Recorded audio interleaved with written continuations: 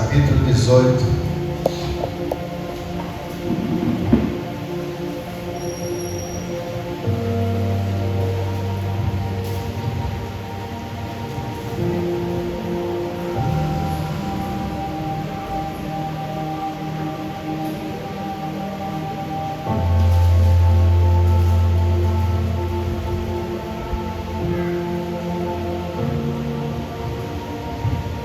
Primeira Reis 18, versículo 20. 18, 20.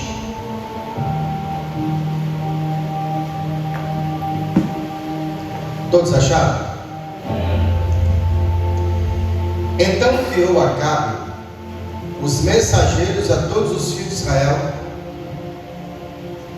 e ajuntou os profetas do Monte Carmelo. Então Elias chegou todo o povo e disse: até quando cocheareis entre dois pensamentos?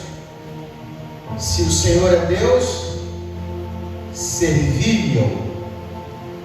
Se Baal é Deus, então serve a Baal.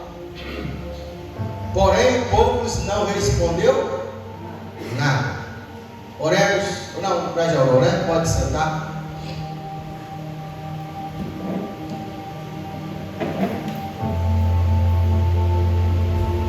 Eu sou prego hoje com 5 minutos, pode?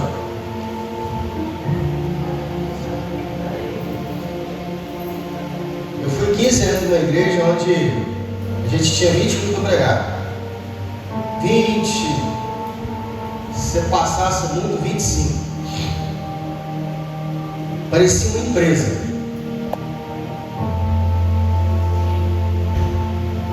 Tinha regra para tudo, irmão. Culto ele começava a tal hora. Tinha, né? A hora certinha de começar. Era organizado. Mas assim, eu gosto da organização. O culto tem que ter hora para começar, tem que ter realmente uma liturgia. Mas assim, se você escorregasse um pouquinho, passasse um pouquinho do horário, você tomava uma advertência. E enchia. Acho que o povo gosta disso, né? Ó, a partir de semana que vem não pode usar brinco, não pode usar batom, as irmãs têm que vir de saia, pode usar calça, pior. Calça cortada não pode, está muito sensual. Acho que o povo gosta disso. Ou campanha, né? Eu tirei um texto onde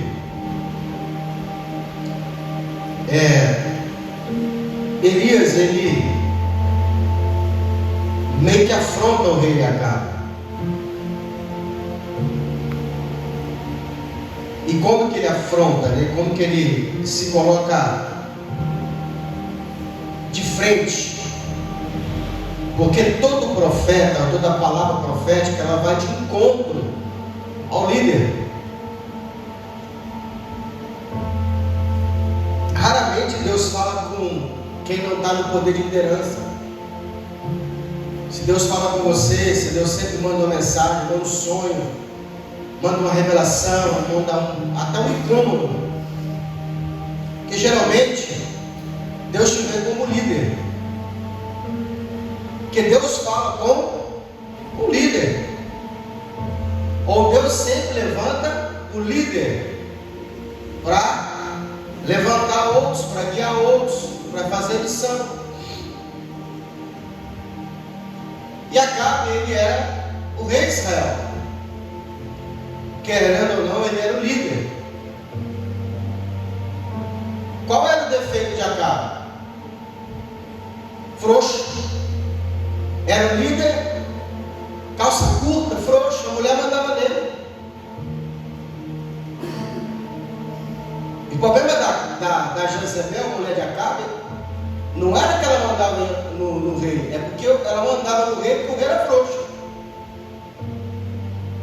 Que tem mulher que às vezes ela tem que tomar a frente, porque senão desanda. E ela via que ele era frouxo, o que ela fazia? Mandava, desmandava nele. Tinha coragem de fazer a coisa que ele O grande problema de Jezebel é que ela era ímpia e ela implantou o culto a outros deuses em Israel.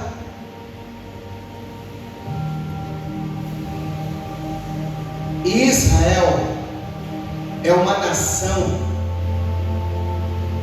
que ela foi gerada para servir ao Senhor Deus. Sabe, Deus havia escolhido aquela nação para implantar o reino dos céus. A ideia de Deus era que Israel propagasse o Evangelho. Israel foi selecionada ela foi gerada uma nação para que essa nação ela fosse um berço evangélico, o altar de Deus nas nações. Esse era o propósito de Israel. Então era para que o evangelho da graça saísse dali. Tanto que Deus enviou o Salvador da onde? De Israel. Da onde que veio os mandamentos? De Israel. Aonde que veio o Salvador? De Israel. O problema é que Israel ela se perdeu. É igual hoje. Tem muita gente que está se perdendo. Irmão que está pregando a palavra, está falando do evangelho, está dando alerta e a pessoa está dormente. Está difícil. Você está falando, você está pregando, você está mostrando para a ver, a pessoa está fazendo o que ela acha que tem que ser feito. Não ouve conselho, ela não obedece, ela não se coloca na posição. Será que não entenderam ainda que é um Deus que faz sacrifício? Irmão, não é para vir quando está bem, não é para vir. Eu vou abrir a igreja da Vida Velha, irmão, vamos seguir todo mundo lá, metade dizia, não, vamos, muito longe, do lado, e está tendo dificuldade. A um Deus se faz sacrifício. Você tem que negar a si mesmo, você tem que aprender que o seu corpo ele é um sacrifício vivo. E aí Acabe, ele obedecendo Jezebel, ouvindo ela, deixou que ela implantasse esses cultos a outros deuses.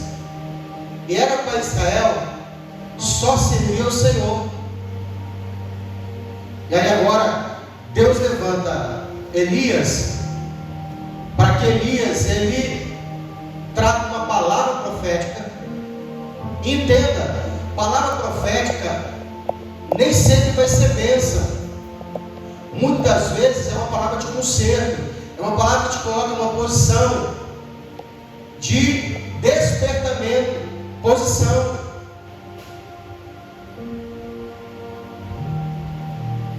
E Elias ele aproveita a situação para castigar Israel, porque Israel começou a servir a Baal. E Baal, ele era cultuado nas montanhas, nos montes.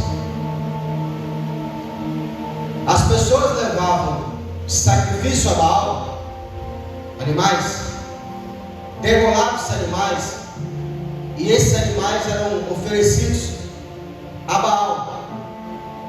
E esses animais apodreciam e enchiam de mosca. Por isso é que Baal-Zebul é conhecido como Deus das moscas. De tudo que é nojento, tudo que é morto. Por isso que Israel não podia tocar no morro. Para que Israel já começasse a entender a diferença entre o Deus que ele servia e a Baal. Por isso que a oferta ao Senhor, olha a diferença, a oferta a Deus Jeová era queimada, para que não desse bicho, não desse mosca. Então, quando Israel ofereceu um sacrifício ao Senhor, o que eles faziam? Degolavam o animal e queimavam o animal vivo, holocausto.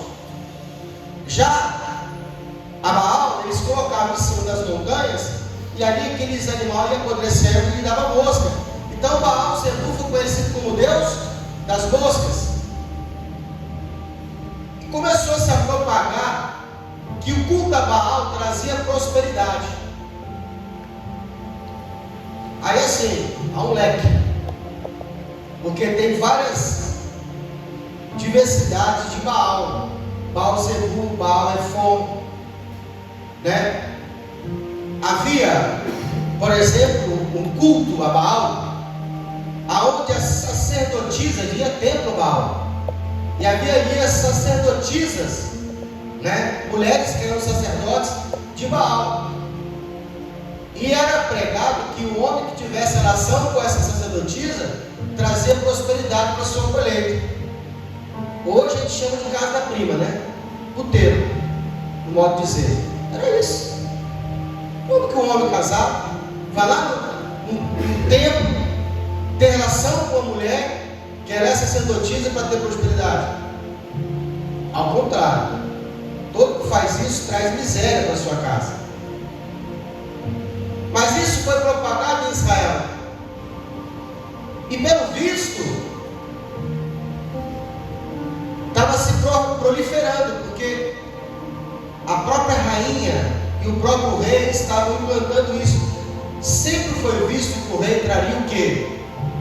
Traria o povo para perto de Deus. Davi, ele, além de ser um político, ele também era um adorador. E Davi trouxe o quê? Trouxe adoração a Deus, ao Deus de Israel, ao povo. Acabe veio fazer o quê? Aquilo que o seu descendente, aquilo que o seu avô também deixou, ele se desvia do caminho. E é muito perigoso a gente se desviar do caminho, porque uma vez estando livre, que quando você é preso, você não se desvia. Você está acorrentado, como é que você vai sair? Toda pessoa livre, ela é muito fácil se desviar do caminho. É por isso que tem crente que ele se desvia. E todo crente que está desviado, você pergunta para ele: como é que está, fulano? Tem um mês que ele vai na igreja. Como é que está, fulano? Está tudo bem. Como que você está bem? Tem um mês que você não vai na casa do Senhor. Tem um mês que você não visita seu Deus. Tem um mês que você não presta culto para o seu Deus. Tem um mês que você não oferece ao Senhor o seu louvor, o seu culto, a sua presença. Como está tudo bem? Que é pior, se estivesse mal, eu tinha justificativa, mas está bem e não está indo. Você desviou, fulano? Não, eu dei um tempo. Ele deu um tempo. Ó, como que ele dá um tempo para Deus? Eu acho que é por isso que quando essa pessoa vai clamar ao Senhor no dia da angústia, o Senhor também dá um tempo. Senhor, me responde. Senhor, estou dando tempo agora, depois te respondo. Deixa eu entender outro aqui mais importante. Pode perceber. Está escrito em Provérbios, capítulo 2: como eu clamei, diz o Senhor, e vocês não me ouviram, assim quando vier a tribulação, a angústia, a perseguição, na madrugada vocês vão me buscar, e eu também não vou te ouvir, diz o Senhor. Aliás, eu morri da sua desgraça. Olha lá, Provérbios capítulo 2, está escrito. Eu não estou falando, é a Bíblia. Porque essa pessoa decidiu dar um tempo.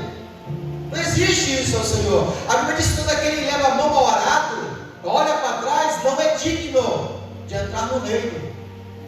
Uma vez que você decidiu servir ao Senhor, você tem que servir o Senhor todos os dias da sua vida. E de preferência que seja com a alegria, um prazer, um privilégio, adorar, servir, prestar culto a esse Deus maravilhoso. E Acabe, ele dividiu o povo. Por quê, pastor? Porque o povo,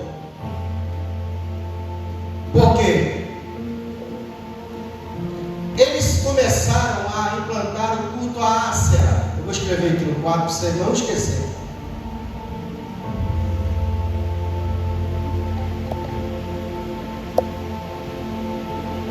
Grave. Qual que é o nome da divindade? Ácera. Ó, mulher de Baal, segundo eles.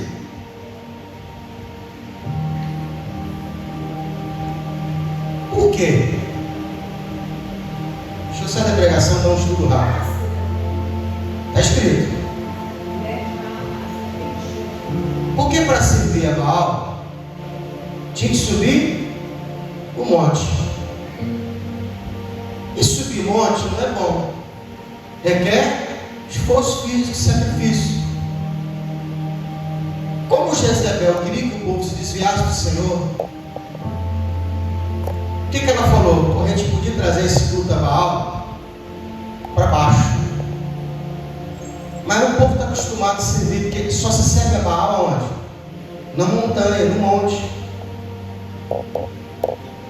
Mas então eles implantaram o culto a Ácera, ou Acera, dizendo que a Ácera, essa divindade, casou com Baal. Então você podia oferecer culto para ela, e ela se servia onde? Na planície, na parte de baixo. Então as pessoas não precisavam subir as montanhas, agora podiam cultuar a Baal através da sua esposa, né? Na planície. Aí depois você vai dar um Google em casa e bota assim: imagem da Ácera. Bota lá, imagem da Ácera. Aí você vai ter a seguinte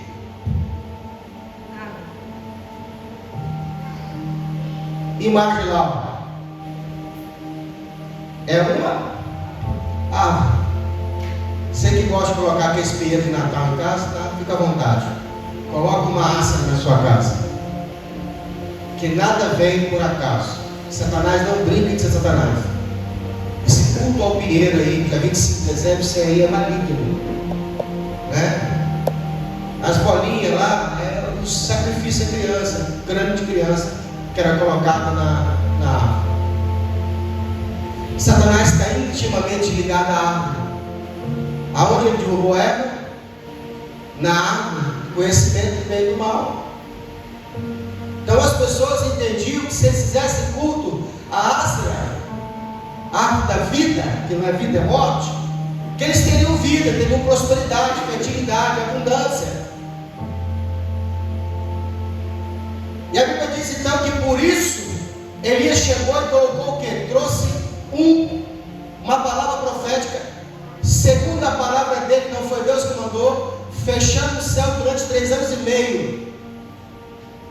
E durante 3 anos e meio não caiu uma gota de orvalho, nem chuva. Se secou todo o ribeiro, se secou toda a fonte de água. E agora Acabe começa a mandar as pessoas atrás de Elias. E por 3 anos e meio ninguém ouviu falar de Elias. Algumas pessoas tentavam achar, mas não conseguiam levar a cabo. Ninguém conseguia prender a Elias, porque Deus o envolvia no espírito, através de um redemoinho, e ele meio que se transportava, protegido e guardado pelo Senhor, porque ele era o profeta do Senhor. Chegou-se o fim dos 3 anos e meio, o Senhor falou assim: se apresenta a Acabe, porque eu vou trazer de novo chuva à terra. Elias, sabendo que o Senhor vai cumprir a palavra,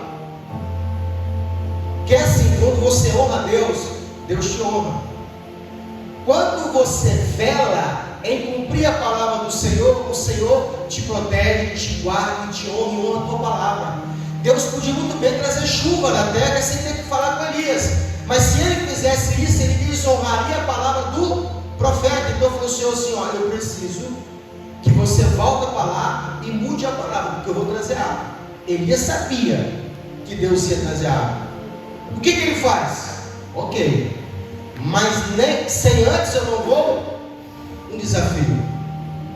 Então ele se apresenta a Acabe, manda mensagem, chega para cá e fala bem assim, os dois se encontram, Acabe fala bem assim: eis aí o perturbador de Israel, porque todo aquele que traz a palavra profética, a palavra de repreensão, a palavra do Senhor, a palavra que corta a carne, é visto como mal, é perturbador. Ninguém gosta de gente que fala da parte de Deus. E Elias falou assim: eu sou perturbador? Quem desviou o povo do Senhor? É o seguinte, rei, quero fazer um culto, reúne o povo, reúne os seus 450 profetas no Monte Carmelo, e não vou fazer um desafio. já que vocês estão cocheando entre dois pensamentos, vocês estão com dúvida de servir ao Senhor, servir outros deuses, vamos fazer um desafio. O Deus que responder com fogo é Deus. E essa palavra pareceu bem ao povo, um grande desafio. E no Monte Carmelo, Elias pediu 2 animais, 2 bezerros, 2 altares, um de Baal e um do Senhor. E Elias falou assim: olha, o Deus que responder com fogo, esse é o Senhor. E o povo gostou. Maravilha, por quê? O povo gosta de sinal. O povo não gosta de palavra, o povo gosta de sinal, cura, libertação, revelação, profecia. O povo não gosta de doutrina. De um lado, os 450 profetas de Baal, que eram pagos pela Jezebel, tinha salário, tinha comida à mesa. É ruim quando tem um homem de Deus que ele depende do recurso da igreja, do dízimo, para pagar o aluguel. Que se entrar um empresário ali dentro do dízimo alto, ele não pode pregar uma palavra importante, que tem medo de perder o empresário. Tem muito pastor que alugou ponto grande, ele não pode pregar a palavra de Deus de verdade, porque senão ele tem que entregar o ponto, não se paga. Então tem que fazer o quê? Show místico, tem que fazer show gospel, tem que vender o evangelho. E eu disse para mim assim: olha, de manhã cedo, tá? 6 horas da manhã, vocês podem começar a clamar, porque vocês são muitos. Vou ficar esperando a minha vez. E a Bíblia diz que os 450 profetas de Baal clamavam a Baal, gritavam, se cortavam totalmente, mancava sangue, ofereciam sangue, ofereciam chicotada, e clamavam, e gritavam. Imagina um culto desse.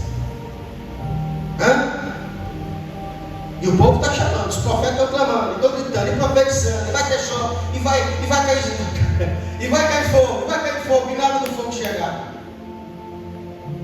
Elias está lá, e está mais alto, está dormindo, seu Deus.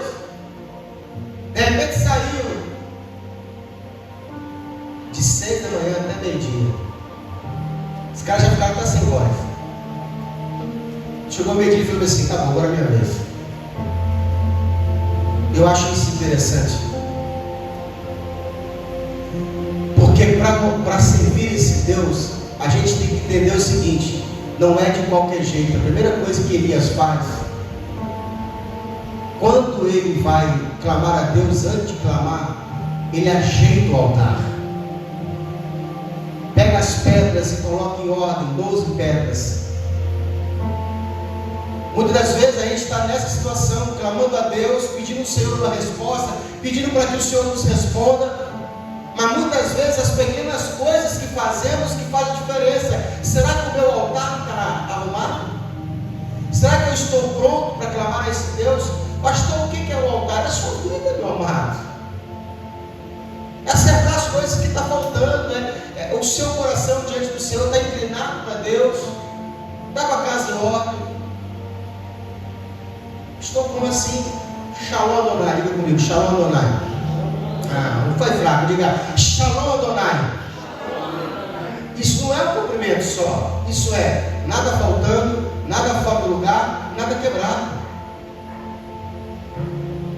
Olha a sua vida se tem alguma coisa faltando. Olha a sua vida se tem alguma coisa fora do lugar. Olha se tem alguma coisa que está quebrada, acerta o que está quebrado, coloca as coisas no lugar, arruma a casa. Não deixa bagunça, não deixa as coisas fora do lugar, não deixa as coisas pendentes, arruma primeiro.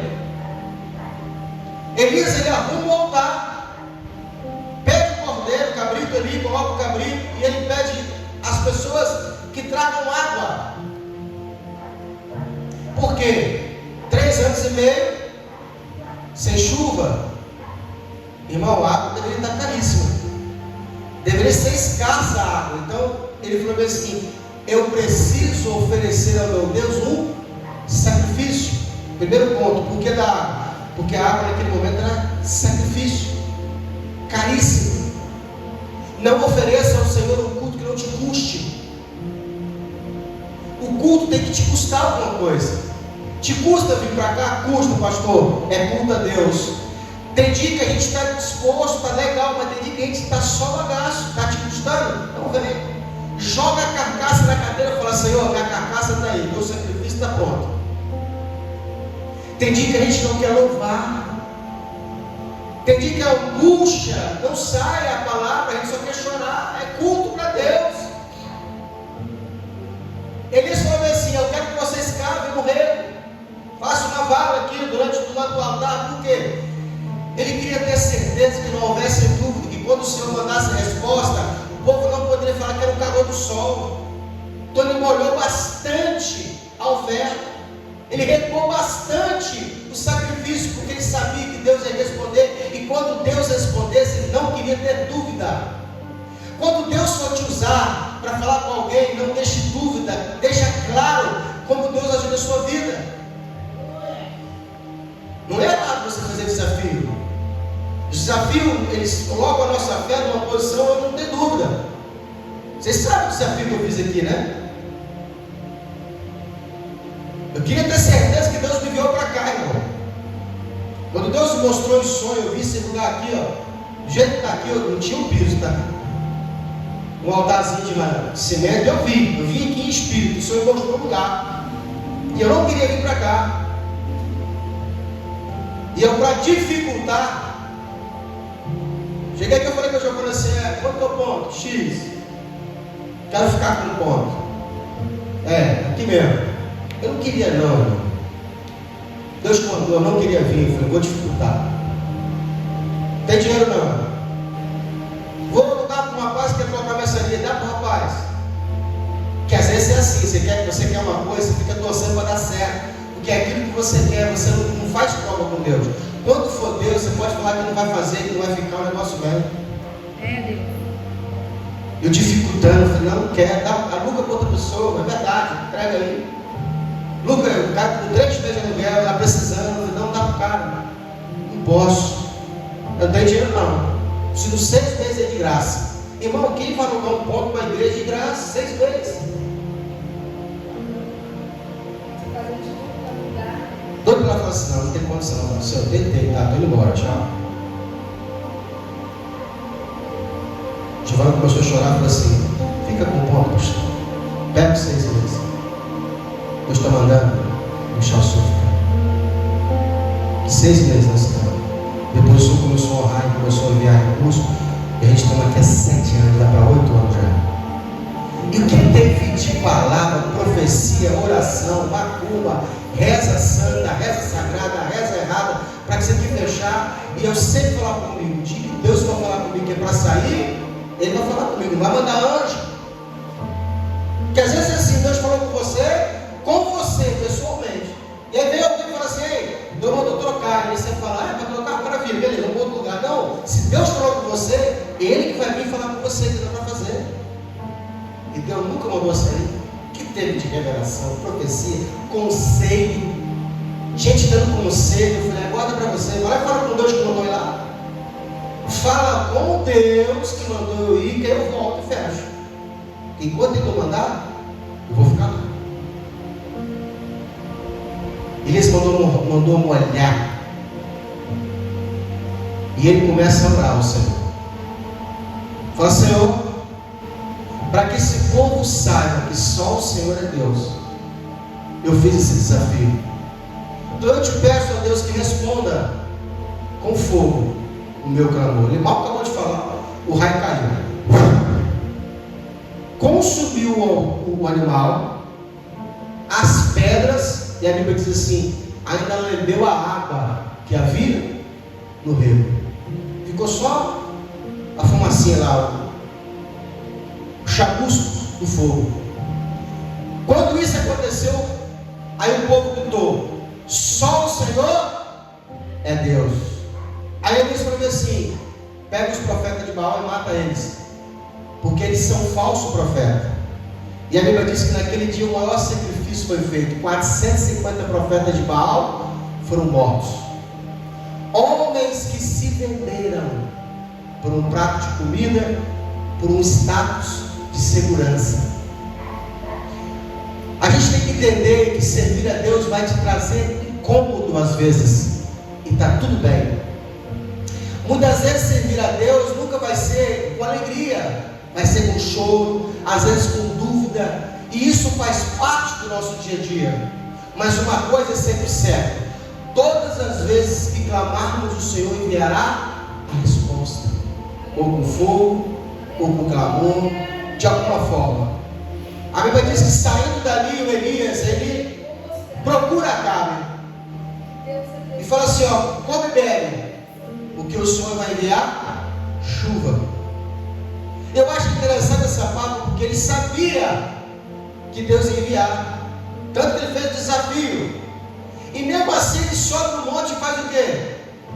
Dobra o joelho e dali não sai enquanto não ouviu uma resposta. Não é porque Deus disse para você que vai te dar vitória que você tem que baixar a guarda. Não é porque Deus disse para você que você vai ser vitorioso que você tem que deixar Deus fazer a parte. Faça a sua parte, continue clamando, continue louvando, continue crendo, continue intercedendo. A Bíblia diz que mesmo Deus tendo falado com Elias que ia fazer a chuva, ele continuou clamando e buscando o Senhor, e batendo, e batendo, e batendo. E a Bíblia diz que ele mandou Geazi, seu servo, falar e olha ver se tem chuva. Geazi olhava e falava: vem não. O que ele fazia? Vou para casa. Não. Então volta lá.